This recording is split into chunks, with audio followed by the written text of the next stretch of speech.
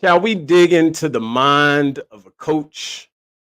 I think we should. Let's talk about it on 94 feet of UNC. Doherty to Black. The time, 18. Shot, Jordan! Michael Jordan! Swicker with the defense and the rebound. That's a good effort by Swicker. Stackhouse streaking in on Park. Rebound dunk is good, and he gets fouled by Park. Oh my goodness, what a dunk by Stackhouse. Interesting that he brought him back so quickly, but you know what? They're down eight. It's very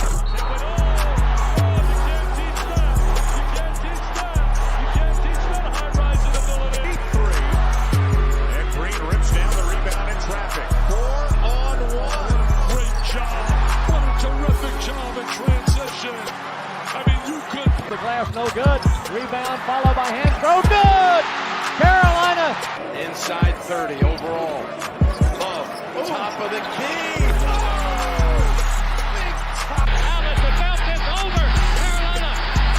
The Tar Heels have won the national championship. And that is it.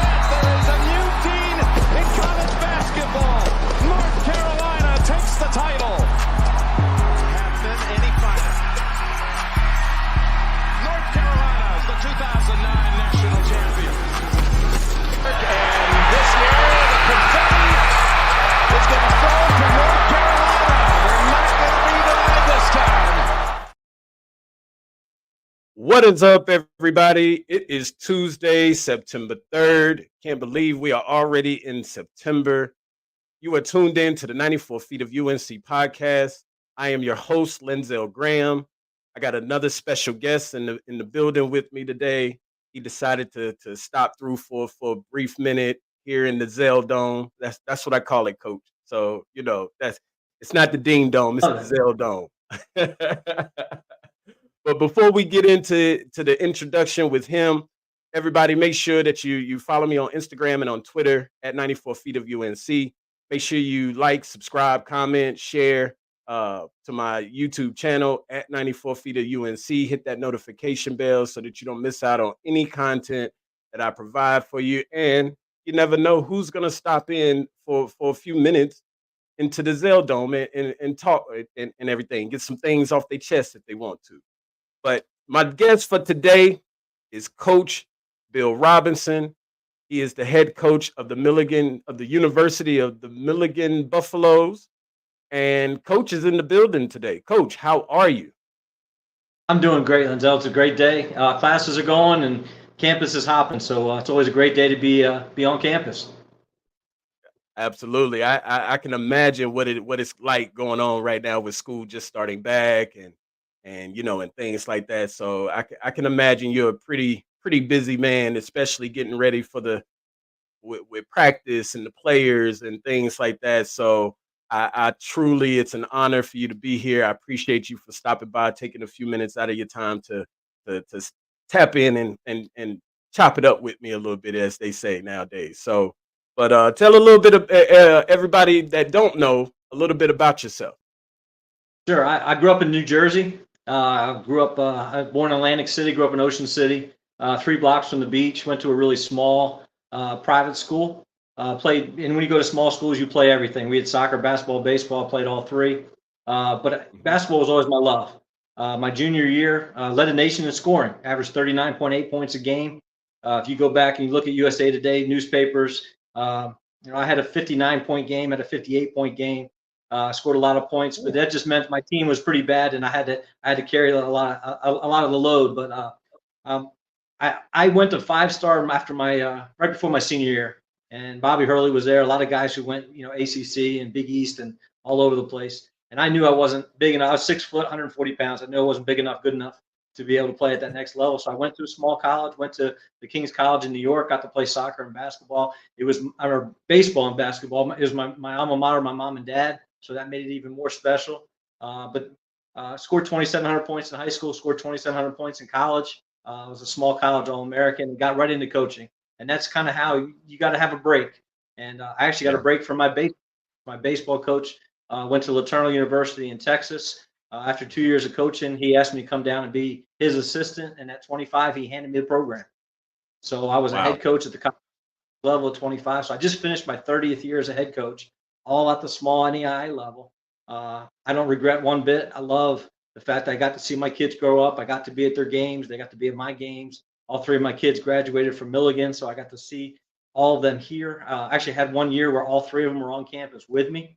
Talk about special, just sitting there at the cafeteria, just watching the door, waiting for one of them to walk in, and then just to be able to say hi to them and get to hang out. I got my son played for me. My daughter was an All-American here, and it was really neat to see them grow up, and they all live close now. And I get my 2 weeks a year of feeling like I'm at a big-time program, being at Carolina camp. But for the rest of the year, it's just small college guy. That's what I like to do. So it gives me a lot of freedom to coach the way I want to coach and to lead the way I want to lead. That's amazing, Coach. Like that's a heck of a ride right there. Like I mean, 59, 58 points, 2,700 points. Like that. I mean, watching, being able to have all of your kids on campus together, and just being able to be there for them, because family is everything.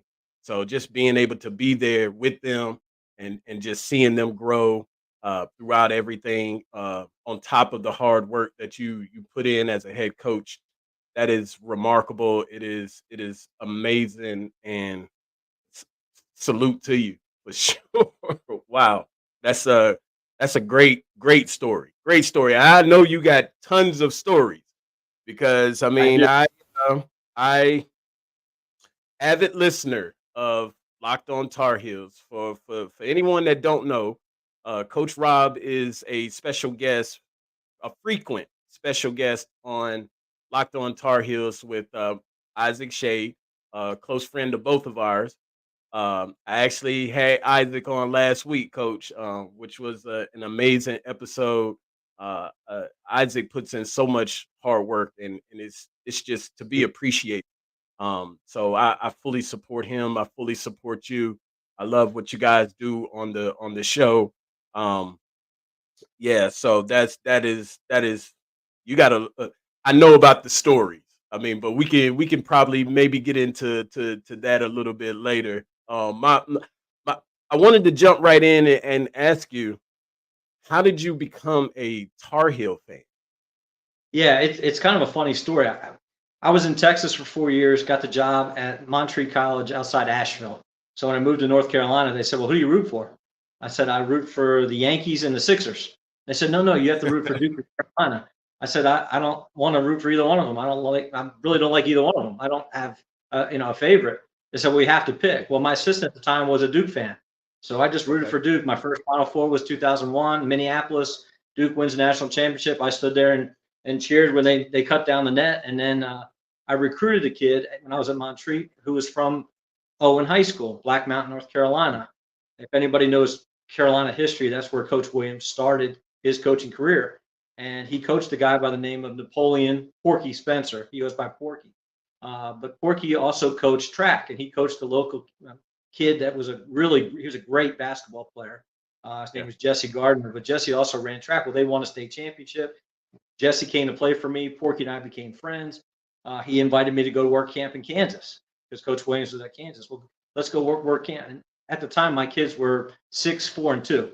And I couldn't leave my wife for 2 weeks in the summer to go run out there. So Coach Williams, 2004, gets the job at Carolina.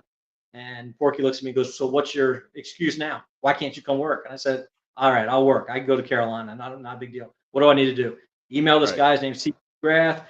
Tell him that you're the guy I told him about. So I email CB right away, get an email almost immediately saying, "Sorry, we're full." I run into Jesse and said, he says, I hear you're going to work camp with Porky. I said, "I didn't get in." He said, "Did you tell Porky?" I said, "Why would I tell Porky? Camp's full." I get an email the next day saying, "Hey, we have an opening if you want to get in." Jesse told Porky. Porky called Coach Williams. Coach Williams told CB to get me in, and I've been working there ever since. And then once you work camp, and once you get to, it's all about, life's about relationships. Right. And it's about, once you get to know guys, once you get to know players, once you get to know staff, I became a fan immediately. It's hard not to. I tell people all the time, I hate the Red Sox more than anything in the world. I grew up that way. I was a Yankee fan before I could walk. So, I mean, that's the way I was raised. But my assistant here, of course, is a Red Sox fan, and we don't really care as long as our favorite team is Milligan. We don't really care who our second favorite teams are. But if my son got a job working for the Red Sox, or if he played for the Red Sox, or whatever, I can see myself becoming a fan pretty quick because it's about people. And once you get to know Right. people, and that's where the love came for Carolina. It's about people. And now 20 years later, I hate Duke with a passion, and can tell you all the reasons why I hate Duke. And some of them are silly, and some of them I think are legit. So I still think we're rooting for the right color of blue. Absolutely, absolutely. I mean, it's just once again another amazing ride that you've had. Like it's just remarkable to hear these stories, and like you say, if you get in there and you build the relationships with people, it opens up the doors for you moving forward, and opportunities start to open up as well. So, I mean that, and to be doing that, doing the whole camp for 20 years, and that is remarkable. Just being able to be there with Coach Williams and a lot of other guys, and to even just be around some of the players that, of course, that I watched growing up as a Tar Heel fan. Like that is hats off to you. Hats off to you. Like that is just incredible. And of course, here in the Tar Heel family, we appreciate any and everybody that contributes to the program in many, many, many, many different ways. So we appreciate that. But amazing story, Coach. Amazing story. So I know that. So a book just came out that I just happened to kind of came across my Amazon feed, right?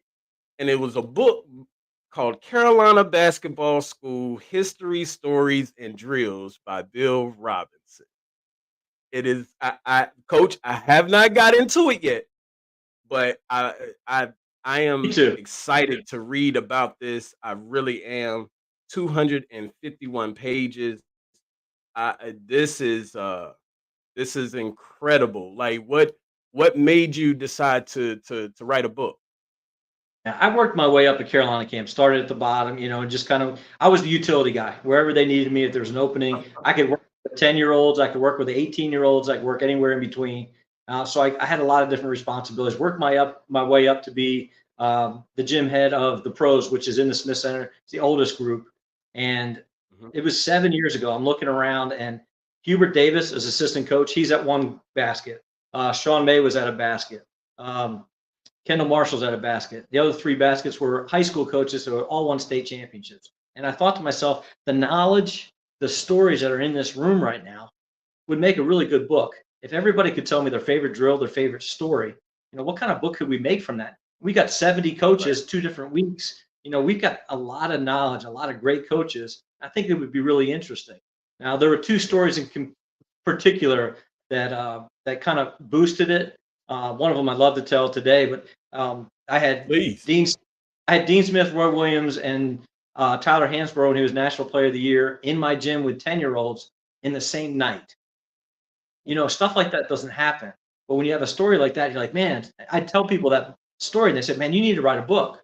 And I was like, well, maybe I will. Maybe that's something I could. And then I went back. My mentor wrote a book called The Sweet Smell of Pine, the only coaching book Mhm. out there to how to coach the bench.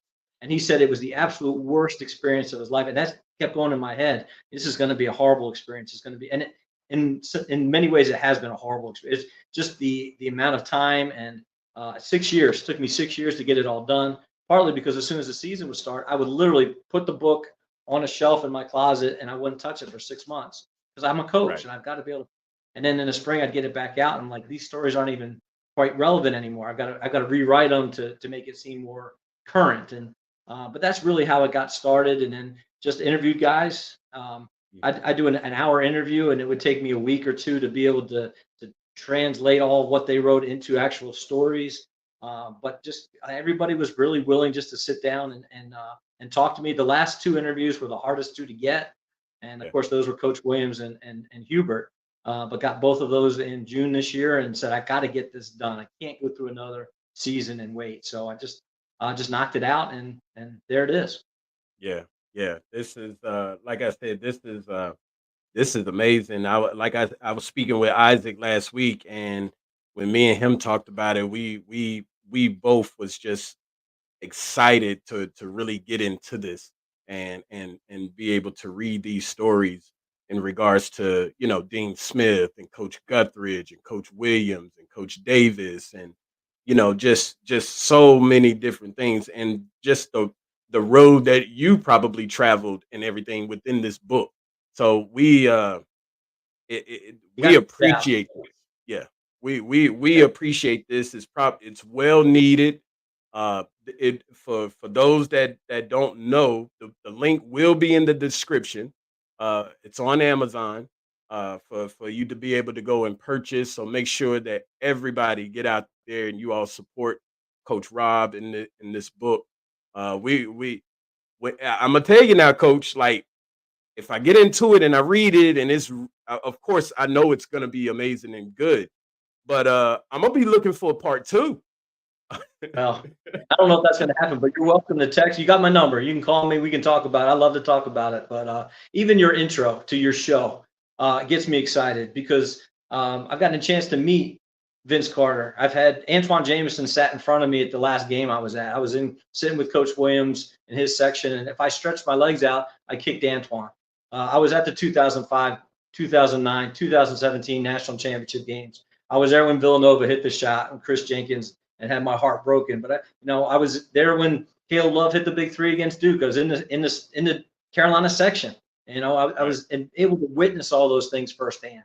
And I'm just an average guy. I'm just a local small college coach, but I've just had the ability to be in some pretty cool places and I tell people all the time, I don't really know people. I know people who know people. Right. So it's been a great opportunity for me to get to know people and enjoy the game of basketball that we all love and become a Tar Heel fan and all the things that go with that. But it's been an incredible ride. Yeah. And once again, that just goes back to building the relationships. You, like you said, people who know people. Same thing with me in this space. I when I reached out to you and reached out to Isaac and reached out to Riley Davis and and just so many others. I've had the chance to speak with Ty Lawson. Marcus Ginyard hit me up last week in the DM and everything. So it's all about just in my case, it's about networking, building the relationships, things like that. Because that's what just being able to do that and be a part of this family, like as far as the North Carolina family, is just incredible.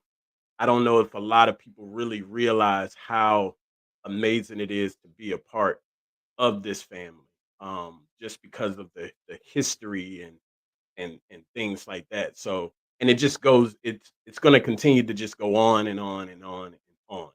And Yeah. we need people I've got like you. I've got two Ty Lawson stories in the book. I've got a Marcus Ginyard story that's not in the book, but it's just one of those. Just you never know who you're going to see and run into at Carolina camp. You never know who's going to be in your gym. I ran into Joe Montana, whose kids were in camp. We had Denzel Washington's son in camp. And all of a sudden you're sitting there and Bill Ford walks in. And Yeah.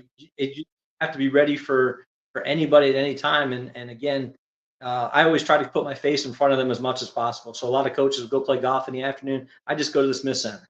If I didn't, I wouldn't have ran into Dean Smith. I wouldn't have been able to get to know Dean Smith. Right. I have Dean's grandson's number. I'm friends with, things like that.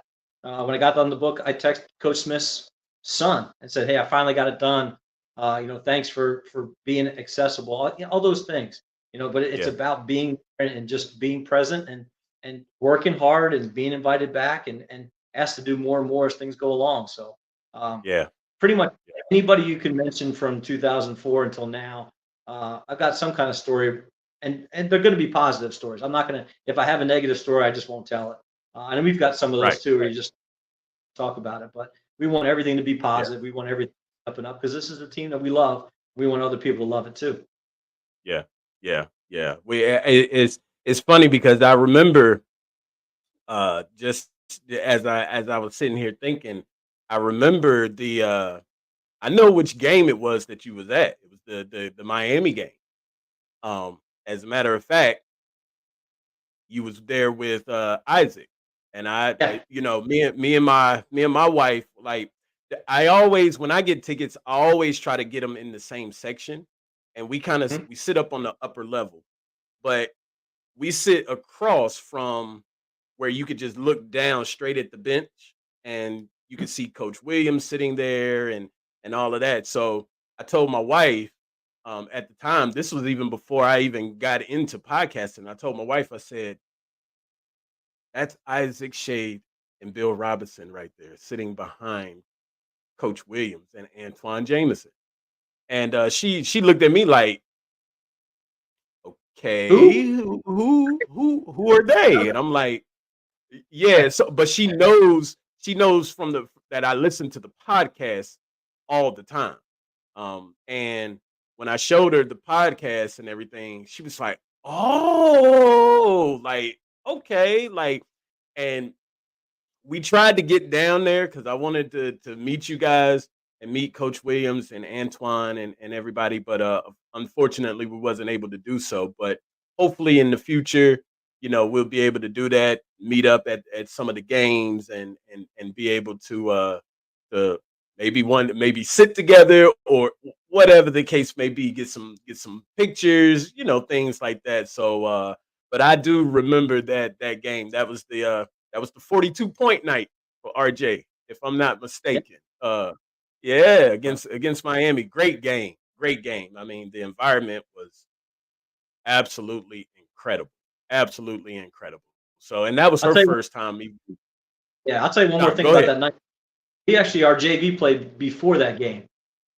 So 3.5 hours before game time, our JV team gets we've gone down every year, except for the COVID years, of course, when they didn't have Right. JV. But that, again, is part of that relationship that you build. I just texted Marcus Page the other day and said, "Hey, just keep us in mind. We would like to keep playing. Just I never would take it for granted that they would play us." He hit me right back. "Yeah, absolutely, we got you. They're just waiting for their schedule to get set, and then we can figure out the time." But it's really cool. You can come in and watch the JV, even if you don't have a ticket. Just give your ID, your driver's license, and you have to get it back and leave. But if you have a ticket for the varsity game, you can just stay. But we literally Right. walked in that day, 3.5 hours before the game, walked into the court, and there was not one person sitting in the stands. We were the only people in the gym. And then you play a Wow. game, get a shower, take your stuff to the bus, come back, and you go sit down, and the place is packed. It looks like a completely different place. But it's a Yeah. really cool experience for our guys to be JV players at a small school and then still be able to play on Dean Smith, in the arena on Roy Williams Court. It's a really special occasion, and we try to do it late in the year. Me, I'm kind of selfish. I want to do it so I can watch an ACC game. I don't want to do it early in the year where they're playing somebody they're going to blow out. But for our Right. guys to play, that's kind of our senior night for our JV team. We do it late in the year and do it right. We get a big bus and have good meals and treat them like the varsity for a night. So it's a great opportunity for all of us. Yeah, yeah, and I gotta tell I'll tell you now, Coach. Whenever that happens and you all come this way, like, please keep me in mind because me and my wife would love to come over and be able to watch and all of that and stuff for support and everything. So please keep us in mind for that. Like I that's it, when we went this year. Because I've always dreamed of playing at Carolina. I always wanted to play at Carolina, but of course it didn't happen. But I had the chance this past season to actually step a foot and actually be able to walk on Roy Williams court. And it was one of the greatest moments or greatest feelings in my life. Like just being able to, because I just even imagine even being able to be there and actually get to the court. Like, I mean, just it's a feeling that's undescribable. So I mean, me and my wife, we was able to get some pictures actually standing on the court. I mean, it just felt incredible, and I'll never forget it.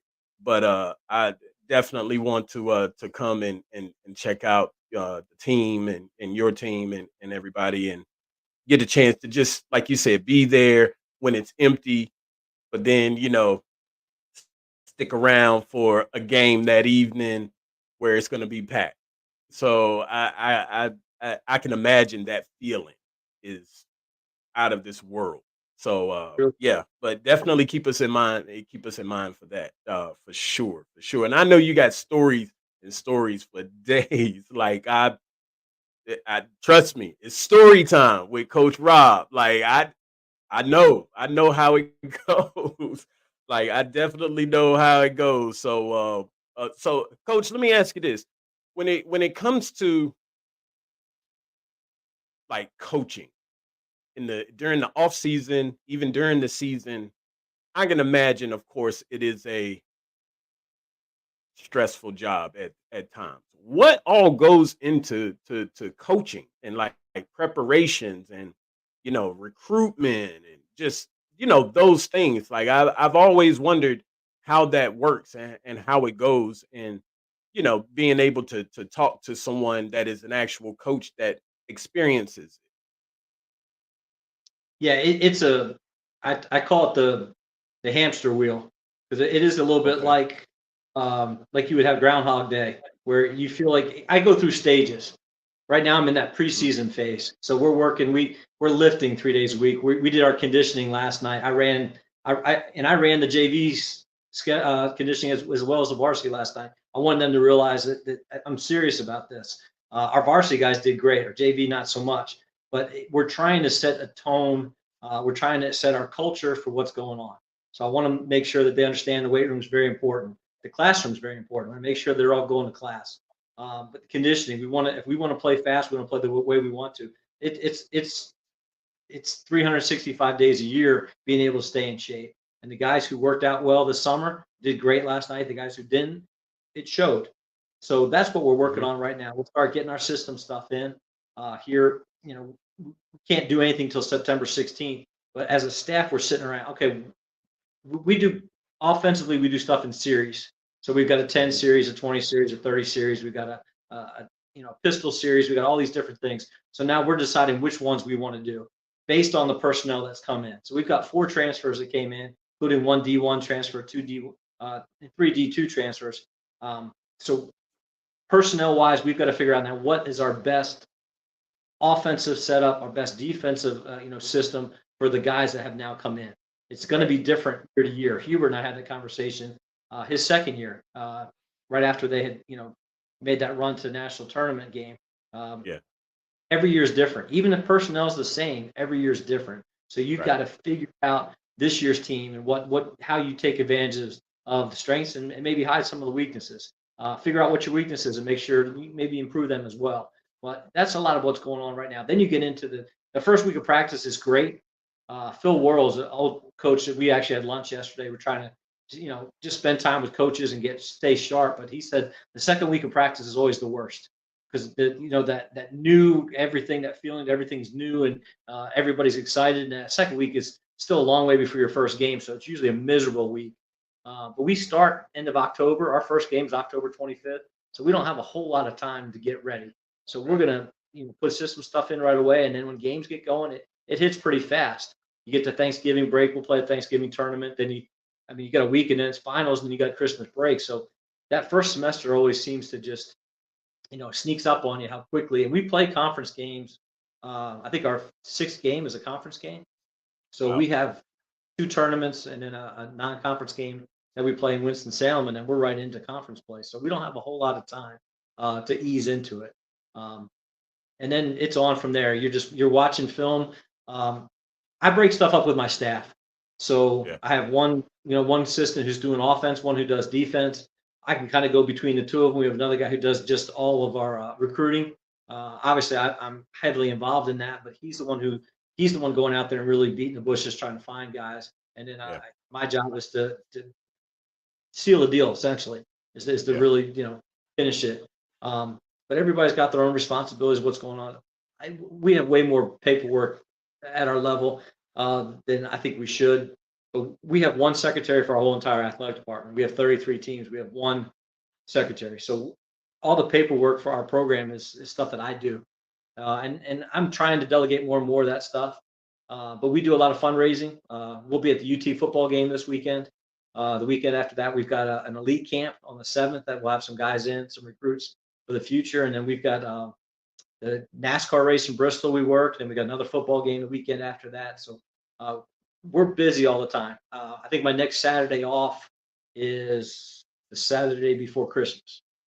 And that's just the life of a coach. And that's what my wife's had to deal with 33 years. And that's just part of what we do. But it also, I get my time off, and I don't have to be at work at a specific time in the morning unless I'm teaching a class, which is something I don't have to do, but I like to do because then I get to know other kids on campus.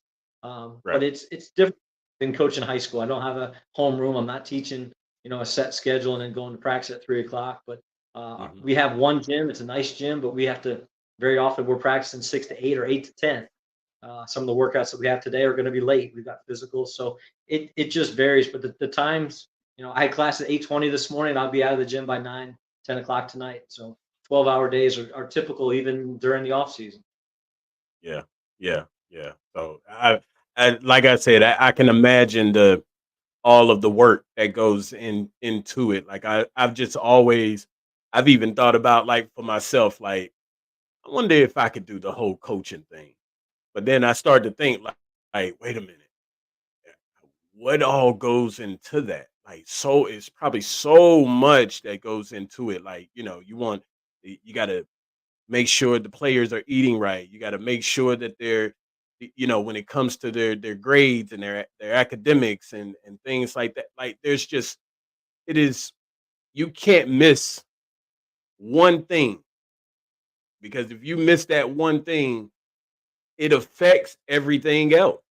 Like, like, if you miss that offense thing, then that affects the defense. That affects it. Just affects everything. It's like a domino effect. And I can just imagine all of the work that goes into it. Like you said, 12 to 14-hour days are long days. But on the other side of it, on the positive side of it, I can understand it being something. If it's a passion, then it becomes easy. It becomes easy to you. So, and that's where you seem to have everything laid out to where now it's not. I'm sure it's not like it was. I'm sure the way that it is now, it's not like it was when you first started coaching. Like, Yeah. you was probably trying to figure things out, things like that. Now it's to the point. Having that tenure as being a head coach, I'm sure you've learned so many things as far as a lot of do's and don'ts. Yeah. So, that's yeah. I teach a coaching for character class, which is a really great Mhm. class. And I tell the kids right away, I said, you all want to coach? Yeah. I said, my job in the next 15 weeks of this class is to try to talk you out of coaching. Because if I can talk you out of it, then you should never be in it if I can talk you out of it. If it's in your heart and it's the only thing you want to do, then you should do it. And I've talked kids out of it. I said, I tell the stories and we go through all the stuff that it takes, and they sit there and go, yeah, I just don't think that's for me. Well, good, then don't do it. But I am in a situation where I can remember coming off the court as a first or second year coach saying, if I knew now what I will know in 10 years, we would have won tonight. And that's really hard. Right. And I can still say that now, 30 years, and it still said, man, I hope in 10 years I'm a better coach than what I am now. I can look at practice plans now compared to what they were 10 or 20 or 30 years ago and say, man, I wasn't doing anything back then. We're much better. Our coaches do a better job. Our kids are better coached than they were, back 10, 15 years ago. And I want to be better 10 years from now. Because small college guys like me, we don't retire. We just we burn out and just kind of fade away. So, I'm 55, 30 years experience. I got to go at least another 15 years. So that's why I'm trying to get my assistants to do more. I have one full-time assistant. We have 31 guys in the program, and we're expected to know everything. We're supposed to know if they miss class. We're supposed to know how they're doing academically. We're supposed to know if they're having any social problems, or if the mental health thing is such a big thing now. We want to be there for them mentally. We are a Christian college. We want to meet their needs spiritually. And the whole goal is to make sure that by the time they leave here, they're a better man than they were. Oh, by the way, we need to win some games along the way to keep our job. So Right. there's lot to it. And my AD said you'll never get fired for losing. That's wonderful. But at the same time, we want the resources to win because we're all competitive. We want to win. It's more fun when we win. It's a lot more fun when we win than when we lose. Right. And we have an AD who does a fantastic job giving us the everything that we can possibly need to be successful. So I'm really excited about the team. I love this team, and I mean, it's going to be a great year. I'm gonna be honest with you, Coach. I can't wait because I'm sure there's film that's gonna be like being able to film these games because just of course we don't really see any of the games here, of course, here in North Carolina in my area. But I got to make sure that I can tune in somewhere to definitely check out some games and things like that. Hopefully, somebody will put up a YouTube video or something to where All of our I'll be all of our games are streamed live. okay. Okay, We got a streaming make service sure here. you get me the yeah. Make sure I My, get that stream for sure. my mom's in Jersey. My sisters are in Michigan and Mississippi. So they get to watch, and it's live. It's not like they have to wait until the next day. So we actually have a guy who does a great job when he's here. We got a guy named Tom Taylor. He used to do East Tennessee State games, and now he gets to do about half of our games, and it sounds professional. He does a great job. And we have a communications major here. We get the kids involved behind the camera, and some of them even in front of the camera. So our streaming service does a great job. Yeah, absolutely. Like, I definitely, make sure you get that to me so that Yeah. I can definitely be able to check out some games because listen, I may sit back and be like, well, Coach, why did he do that? Like, I might text you and be like, Coach, what happened on Right. that play? Like, Yeah. so for sure, for sure, I'm looking forward to it. Just basketball it as a whole. Like I'm just really looking forward to it, and just being in this podcast space right now, by it being the off season, I see right now like everybody is excited about football. Everybody has just been so excited about football, and rightfully so.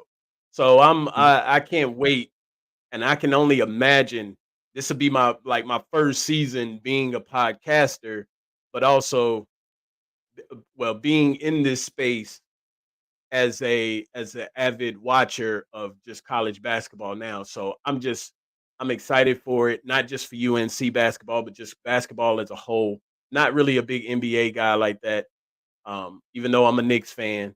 But hey, that's neither here nor there. So I'm really excited for it, and I can't wait to sit back and watch some games and things like that. It's going to be a great season all around, all around. So looking forward to it, and my wife is too. She's really getting into the whole basketball and everything. So That she's helps. excited and stuff. Yeah, and that's why Absolutely, you got to have your wife on board no matter what you're doing if you're going to stay in it for a long time. So it's a very, very absolutely, important. absolutely. So Coach, let's transition now to the heels. So I'm gonna try and bundle a few questions into one. Um, Okay. I guess my first question will be because I spoke to Isaac last week because I heard the show that you and him did as far as X Factor. He gave his. I heard who you said as an X Factor. And I actually have a different, but away from from you both. Um, Mhm. and number one, I let everybody know who your X Factor is. Number two, how do you feel about the Tar Heels this upcoming season and your expectations? I guess you could say because I mean now I can delve into my X Factor real quick if you want me to before you jump into yours, but and you Go can ahead. tell me what you think about it. So okay, Yeah. so my X Factor this year is Jay Witt. Um, and I told Isaac, I think that Jay Witt should focus more so on defense than offense this season. I'm hoping Coach Davis, I hope he hears this, and I hope this is what his plan is. Don't know, but of course he can do what he wants to do. But I think he doesn't have to be the leaky black defender, but a really strong defender, more on defense than his offense, because we've seen this isn't Louisville. And at Louisville, he was like one of the top two scorers. He had to take a lot of shots. So naturally, he's supposed to make a lot. He's probably going to miss a lot. But now being in a totally different program such as Carolina, I think, and by us seeing what he has been able to do on the offensive side of things, I think we should focus more so on his defense than anything, because he's probably the most athletic on the team. He's 6'9". North Carolina is not really strong in the front court, as that's been everybody's concern throughout the offseason. But if you get Jay Witt more on the defensive side of things, then it's going to make it difficult for teams to be able to drive to the basket, things like that, because by his athleticism, he can just come in, he can swap it away, throw it in the crowd. He can go up, grab rebounds, because he is an above the rim guy, and things like that. Like, what do you think about that? Like, what do you think? And then you can tell me like who your X factor and everybody and everything is. Yeah. What position is he, in your opinion?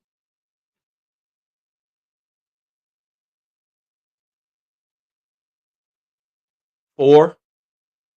Okay. So if he's a 4, I think Cade Tyson's going to play 4. Why do I think that? Well, that's what they told me. So if that's what they're telling me, then I think he's a 4. Van Allen Lubin, what is he? Is he a 4 or is he a 5? 4 or 5. So if you have those 3 guys all needing that time, who are the 5s? Jay Wash, and Tyjon. John. Right. So in my opinion, Withers is going to have to play really, really well early to be able to get the trust. It's all about trust. Right. And is he more important than Cade Tyson's 3-point shooting? Which one's more important? It could be different absolutely. on different. That's true. Some nights it's going to be Cade Tyson. You need that, or you need that defender. Cade Tyson's not the defender. He's not the defender. I think he's very one-dimensional. I love him. I think he's great. I think he's going to knock down shots. He's going to be a big influence. I think Withers is a great athlete. I mean, he is their best athlete, like you said. My biggest problem with him is that he flies around and he does it. He'll make plays that you sit there and go, man, that was amazing. But where's the consistency over a period of time? Right. So I think we got 3 guys for that position. I think Van Allen Lubin can play some 5 too.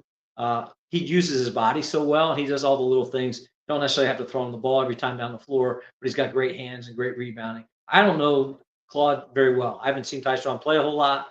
That was something they kind of snuck in here late. He wasn't there this summer. Didn't get to see him at all. So I don't really know much about him there. But I would love to see Withers have a big year, especially being his last year. I'd love to see him blow up and really kind of like they were talking about with Zayden. When Zayden said, I'm just going to force them into playing me. That's what everybody's mentality should be right now. Everybody should be going to play so well that they have to put me on the floor. I don't have to ask for playing time. They're going to have to, they just have to put me in somewhere. They're going to have to figure it out because I played so well. Yeah. Would you move him? Yeah, it makes a lot of sense. Would you move Withers to the 3? I would move him 5 before I move him to the 3. Okay. Because I want to play fast with this team. Like if this was my team, I would rather go small and play extremely fast. Yeah. Switch everything, double the post, run and jump, pressure the ball all the way up the floor, make everything hard. Nothing's easy. Inbounding the ball 94 feet, everything's got to be hard. I'm not going to let anything be easy. We're never going to let a guy just bring the ball up the floor and make a call going down the floor. No, he's going to dog the whole time. And with him at the 5, I think that just, man, the possibilities are endless defensively of what they could do with Withers at the 5. The reason also I don't want the 3 is because I think Ian Jackson's going to, I think that's his spot. And I think he's going to play 30 minutes a game at that spot. And between He and Seth's going to have to play. RJ's going to have to be on the floor all the time. Elliott's going to have a huge year, in my opinion. I just think he just needed to get through that first year. I think he's just going to be phenomenal.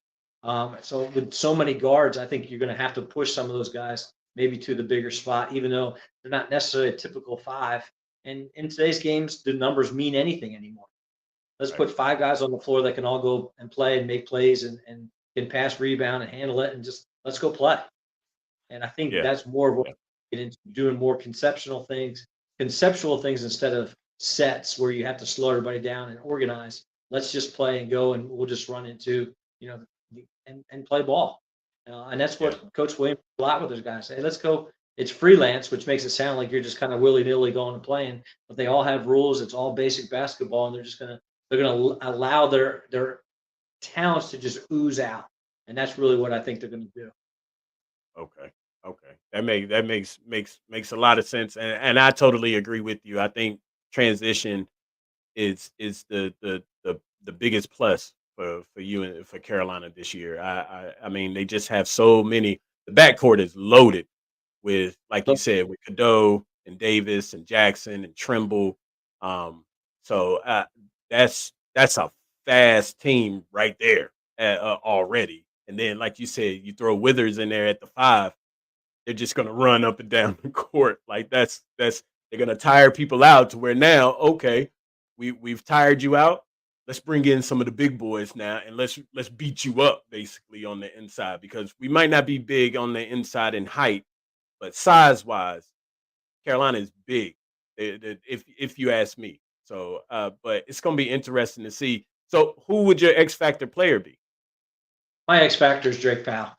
And I fell in love with Drake first time I saw him play. Got to meet him. He's a fantastic kid. He's just a great young man, and I think he's going to be great on campus. He'll be great as a basketball player, but I think people just love being around him. He's just a really nice kid. He gives you the flexibility to play, I think, 4 positions. I think he could bring the ball to the floor if you needed him to in a pinch. If they're just denying just not letting RJ touch it, which is what I would do defensively. Just don't let him touch it. And if they keep the ball in Elliott's hands too, who's going to bring them? Just Ian could do it. Maybe Ian's out. Let Drake bring the ball to the floor. He can do that, but he can also play a big spot. He can guard bigger guys. His length is such an asset. He can shoot it. He can put the ball on the floor. He can make decisions. He can make the extra pass. I don't think necessarily he'll be in the starting lineup the beginning of the year. I'll not be surprised at all if he's there by the time they go to Hawaii or by the time conference play. I could see him getting in and getting major minutes. Again, if Cade makes shots, he's going to be very, very helpful. If he doesn't make shots, there's other guys that want that spot. So I could see him even playing some 4. But there's a lot there for him. And everything I've heard about his summer, he had a fantastic summer. Everybody was super impressed. And I think he's just going to earn more and more time as the season goes along. Yeah, I like Drake Powell's game too. I mean, he's from 30 minutes of where I live now. So he from Pittsburgh. So I'm in the Sanford area, I guess you could say that, but that's about 30 minutes or so, something like that. But I love his game. I think he's gonna probably be the lead defender. I think he has that leaky black defense to him. And it's a possibility he could even be even better than Leaky, but that's 1 year versus 4 years, of course, with 5 years, I think, with Leaky. So yeah, I mean, of course, but I think he's gonna be solid. Like you said, he can put it on the floor, he can bring the ball up the court. There's so many different things. He's very versatile. And that's gonna be really good for UNC this year. So I think I pretty much got your starting 5.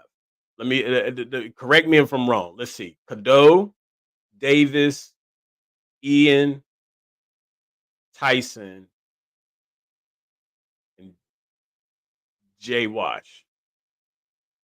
That 4 to me is the one that I think that very well could be it. Again, if Cade's playing well and they feel like they need a 3-point shooter, I think he could very well start at the 4. Withers could be at the 4. Let's be honest. Van Allen Lubin didn't transfer to sit. He I've got a good friend of mine who's an assistant at Tennessee, and we said, hey, how good's this kid? We haven't. He said he's really good. So I know he didn't play well this summer. When we were watching, it was his first week on campus. He was just starting to fit in.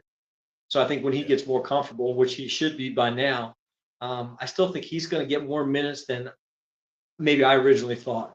But just my buddy from, who's assistant in Tennessee, he says he's great. I'll take his word for it because I trust him, and I think he's going to play a lot more minutes than maybe the fans think right now. Yeah. I I I haven't seen enough of his game. The same way you haven't seen Claude, I haven't really seen a lot of Lubin, like Yeah. as far as his game. Of course I've seen Claude just from being in the ACC.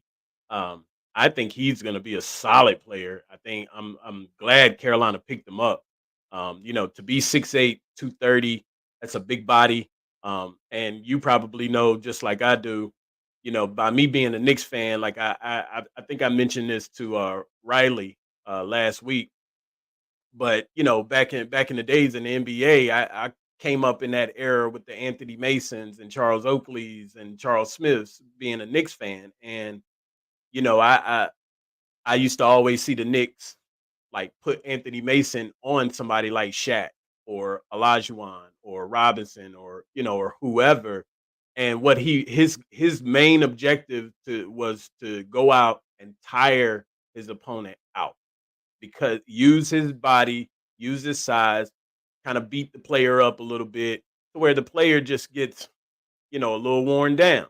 And I do think that Claude, especially with his mentality and his IQ, um, is going to really be a major factor, for the Hills this year. Claude was the number one player in the ACC in offensive rebound last year, and he was eighth in minutes on the Georgia Tech roster. That says a lot.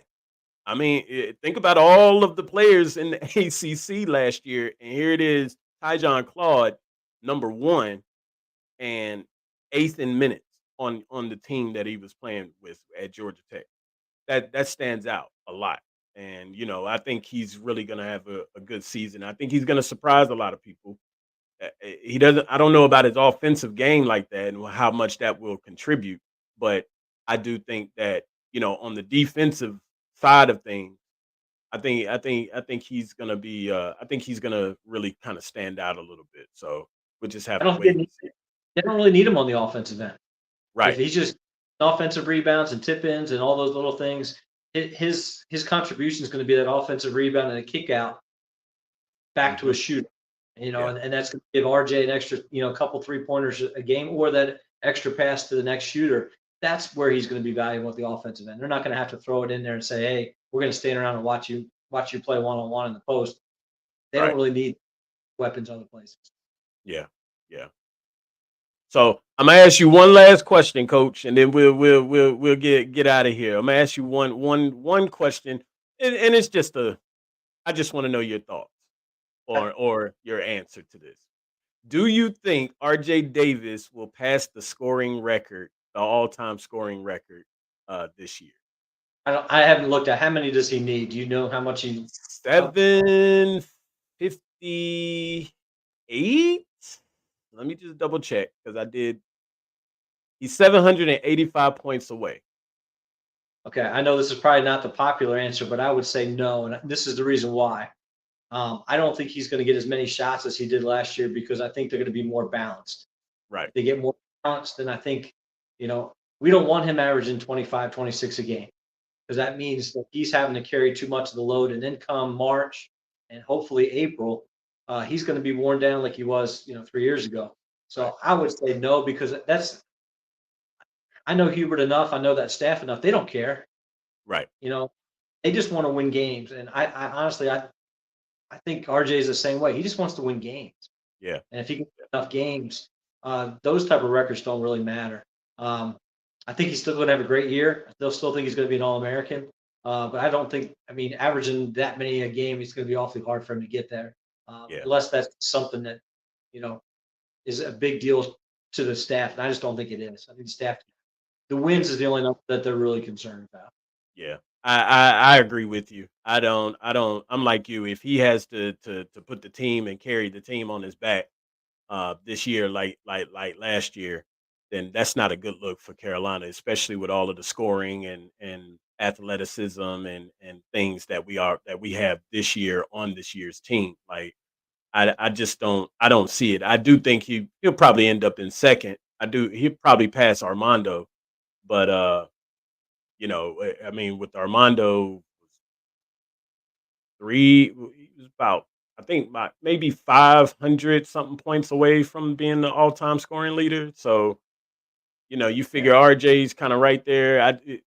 I think he'll end up being probably the number 2 scorer in all-time scorer, but I don't think he's going to pass that number 1 with Tyler. So, but His legacy is secure. His legacy is secure no matter what happens. I think, but I can still see him averaging 18 to 20. That would benefit the team more than him averaging 26 to 28. But I think yeah, the amount of shots, and again, who's the number 1 guy you want to stop? It's going to be him. So he's going to have the best defender. That's going to allow those other guys to have big years. And that's why I think, especially Ian's going to get an opportunity to play a lot and have a major impact, just because he's going to have probably the 3rd best guarding him. yeah, And that's where the big advantage comes in. yeah, yeah. Well, it's going to be an interesting season. It's going to be a fun season, Coach. I'm looking forward to it. I know you are. I mean, it's oh man, I'm just so ready. I wish it was next week. To be honest with you, I wish it was tonight. I don't. We're not ready yet. We're not ready yet to play, but I know what you mean. It'll come here fast enough. It always seems to sneak up on us. Yeah, we're right at about between 8.5. I think about 8.5 weeks away. So looking forward to it. Definitely looking forward to it. So, well, Coach, listen, I appreciate you stopping by. It's been a truly an honor. Of course, you're always welcome back at any time Love to. if you need to. Yeah, absolutely. So I can't wait. Like I said, I can't wait to get into this book. For everybody that don't know, make sure that you go and get Carolina Basketball School, History, Stories, and Drills. I always get that mixed up, Coach. That's the reason why I always look at that, because sometimes I put stories, drills, and history. Like I kind of it goes backwards sometimes. So, but yes, History, Stories, and Drills by Coach Bill Robinson. Can't wait to get into it. Like I said, the link will be the link to purchase the book on Amazon will be in the description. And Coach, we thank you for stopping by. And go Heels, right? Go Heels. So listen, Thanks so. go ahead, Coach. Thanks so much. I appreciate it. Absolutely, absolutely. Anything you need, you can always count on me. I got you. Like that's what we do as a family. We're not a brotherhood. Family is a No. little bit bigger than a brotherhood, right? So Family absolutely. much better. What the book's about. It talks about the family and how it extends into camps and Montrose camp and Carolina camp. But yeah, family's much better than brotherhood. Absolutely, absolutely, and nobody can argue that because it's a fact. So we good with that. We got that title, like we own them right now in everything. Like they just can't beat us in anything. So I'm cool with that. I'm cool with that. So, but listen, that's gonna wrap up today's show. I appreciate everybody stopping by, being able to watch, and we appreciate Coach Robinson for stopping through. We'll catch y'all on the next show.